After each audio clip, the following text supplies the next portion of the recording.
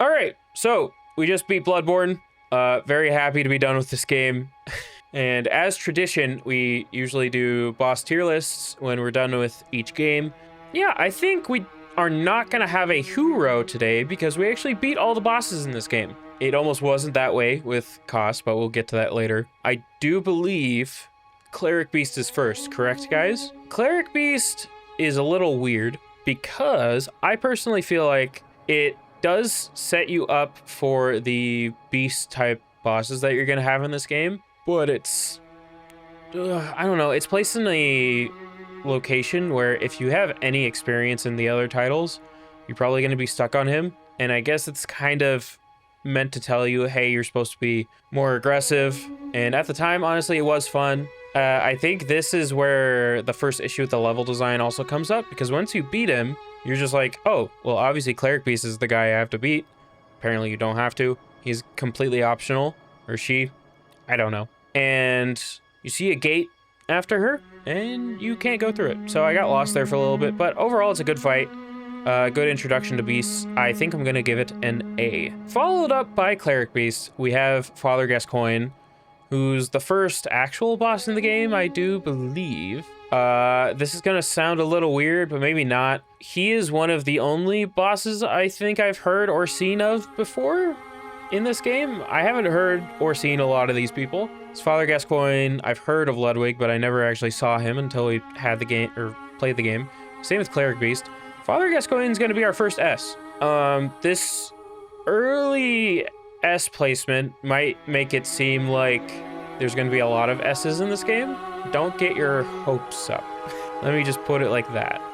He's very good human enemy, and then he becomes beast later on in his fight. Very fun all around. There's a like in-game way of cheesing him. He's just a very fun boss, very cool. I thought the rest of the bosses were going to be as good as him, so that's why I was a little disappointed later on. He's such a good boss to start with. If you end up missing Cleric Beast, which is completely understandable if you do, but still at the same time. Yeah, and completely tragic story as well. I'm very glad I talked to the daughter beforehand, and that was really rough. The next boss we fought after that was Bloodstarved Beast. I think it's another good beast type boss in this game. I think I'm gonna put it in A right under Cleric Beast because it's the first instance I had in the game where the hitboxes were a little weird. Overall, you could also cheese this one, but I guess I was bad at it. It's not really that hard, and I was a little surprised by how easy it was. But, you know, overall, it's a good fight. I feel like a lot of the beast fights, except for a select few, are pretty good in this game. Yeah, just like, let's talk about, where is she? Vicar Amelia. I think Vicar Amelia is another good beast fight. Only a couple of tries with her. Not particularly hard. You know, I think in DS3 it would probably be just a regular enemy. It's not really difficult all too much. But yeah, I don't really have much else to say about her. I feel like that's going to be the way with most of the bosses in this game. I'm not going to have that much to say because it's either really bad or they're kind of mediocre. I think she's going to go in A. I don't know, honestly. I feel like both of these go to B. I just don't have anything to say really about them other than, hey, they're kind of fun, I guess. After Amelia, I think we did Parl. Parl was fun too, but it's just another one of those like, hey, it's a big beast and the camera's kind of going to be wonky, and outside of that, it's certainly a boss. Like, it's going to go into B because I don't have much to say about it, which I feel really bad about because I feel like this part of the game I was still enjoying it, but looking back, it comparatively to the rest of the series, they're not like intricately designed mechanically. Witch of Hemwick is it's the first bump in the road I noticed. It's a gimmick fight, a classic Dark Souls gimmick fight. Not a very fun one at that. I think multiple bosses in other games do what they do a lot better, and it has ads. Well, I'm still gonna put the Witch of Hemwick in C. Did not have a good time with them, and that was like the first moment where I had realized, ooh, this is not really that fun of a boss. I hope the bosses don't continue to be this way. And they kind of did. Who is after the Witch of Hemwick? So then we have Rom. Rom is the first instance of an F tier in this game. Rom's a bad fight, just all around. You have to, it's positioning, but bad positioning. And then there's all of the ads in the boss arena, which also you need to worry about positioning, and they can like 2-tap you. It just took too long. Rom has too big of a health bar. The one mod I saw on Nexus Mods that had to do anything with bosses was instant kill Rom mod. So which is, if you're playing this game, Rom just is skipped over. Which honestly, if I played this game again, I would install that, because Rom is just not a fun fight. It's just a waste of time. Shadows of Yharnam we technically did before Rom, but that's fine. Shadows of Yharnam also go in F tier because, again, you need to be aggressive, but then you have this fight where it's 3 basically NPCs that are super highly aggressive. It's just stupid. You get out of the Forbidden Woods, and then you're just met with this boss fight, which has a very, very long run back. It's not fun. It's just horrible, and I'm so happy I was done with Forbidden Woods by that point. But then we had this boss fight, and it just got worse. I hated this so much. Then we had the One Reborn. I think the One Reborn isn't an F tier because it's not so egregious. It is a little bit of a gimmick fight, though, when you have to kill all the things surrounding it. So it's going to go above the Witch of Hemwick in C tier. But again, it's not something I'd ever want to go fight.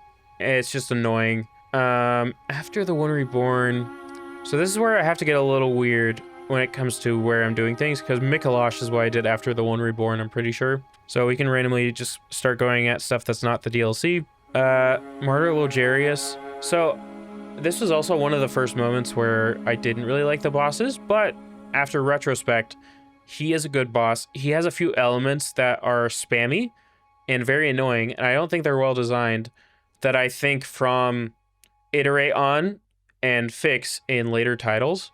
So he's going to go in A tier above Cleric Beast. If you look back at the footage from the day where we actually fought him, you would be surprised, because I hated this guy. That move where he plants his sword into the ground and just starts spamming swords at you, and you could shoot at it, but you need to be really close to him. And it's also the first instance where he starts dashing away from you very quickly. And that's kind of an issue, because you're supposed to be super up close and personal with a lot of these bosses, and you can't do that with him, but whatever. The next one, let's do Amygdala. Amygdala is kind of a gimmick fight where you should really only be hitting the head. The moveset's not super egregious, so I'm not going to put in C.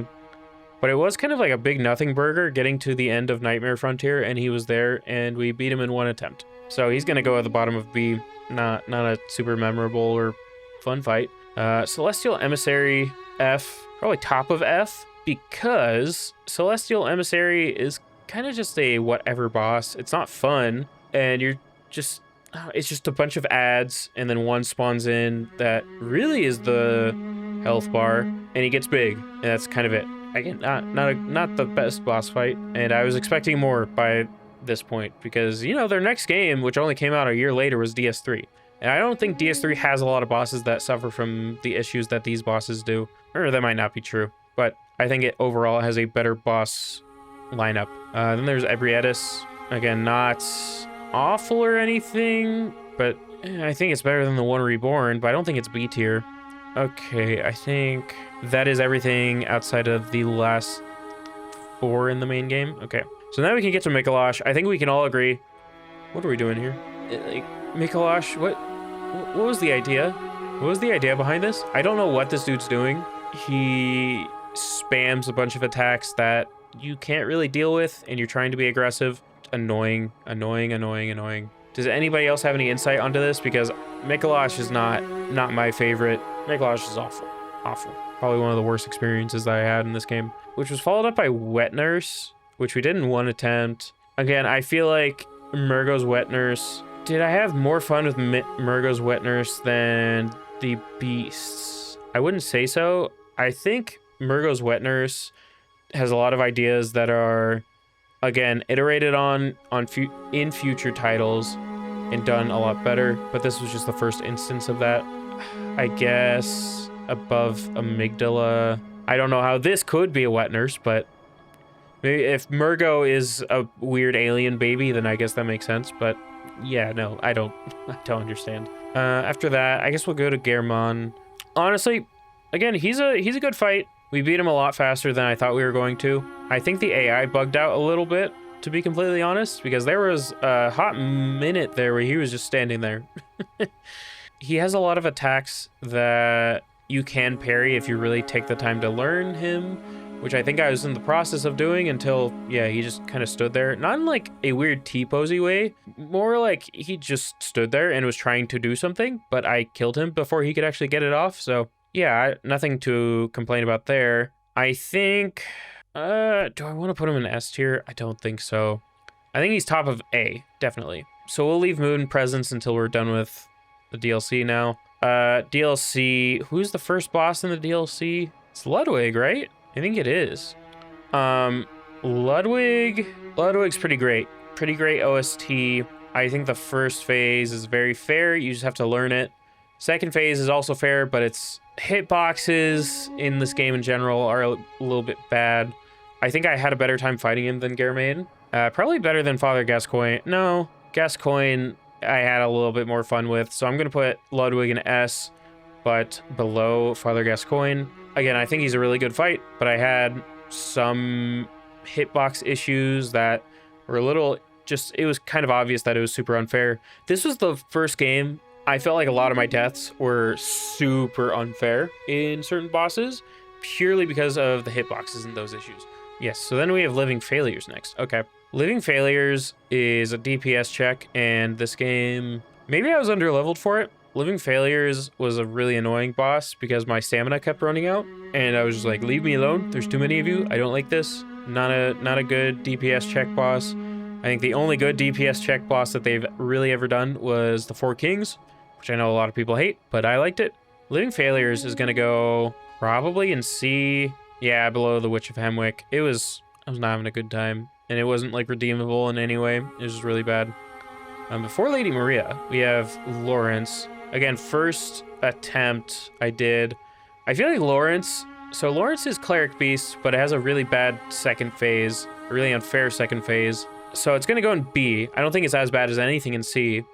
I think it's better than Amygdala, but honestly, I had a better time with Parl and the rest of B than Lawrence. Lawrence is kind of like, I don't really know. It's kind of like an afterthought, really. If it's just a Cleric Beast reprisal with a really bad second phase, I don't really know what they were thinking. I can definitely see why it's optional if the case is it's just not a great fight, but I don't know. And then we have Lady Maria. Lady Maria was a breath of fresh air. She's going top of S.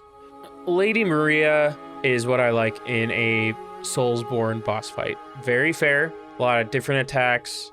But again, if you can read her correctly, then you're gonna have a good time, a fun time. It's a fun dance. No, but very cool character. Aura farming the entire time, which is pretty, I'm not gonna complain. Yeah, just very good fight. It was very satisfying learning to parry off of her also, which I don't think is a cheese in this game like it is in DS1 with something like Gwyn. I think this is just how you're supposed to play the fight, and it's a good fight. You have a lot of fun with it. You know what? I'm gonna do Moon Presence before Orphan of Cause. Moon Presence is basically just the end-all be-all of beast fights. So I guess it's better than everything here, but I guess it's better than Cleric Beast. I don't know. We only did it in a couple of attempts, and it has a cool thing in the second phase where you can't heal yourself, so you have to really rely on rallying, which is pretty a pretty good way to use the mechanics of this game and be like, hey, if you understand what's going on, then you'll survive. If you don't. So then we got this moron to deal with.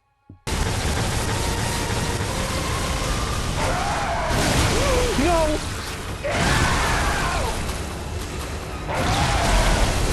Where would you guys personally put him on this list? Because I'm feeling very conflicted. I hated this guy so much. I feel like his... as Demon Basher was saying earlier, if he's still here, Demon Basher told me the hitboxes on this boss are actually broken. Like, they are bugged. They're not necessarily... They don't work the way they are intended, but FromSoft has just never really fixed it fully.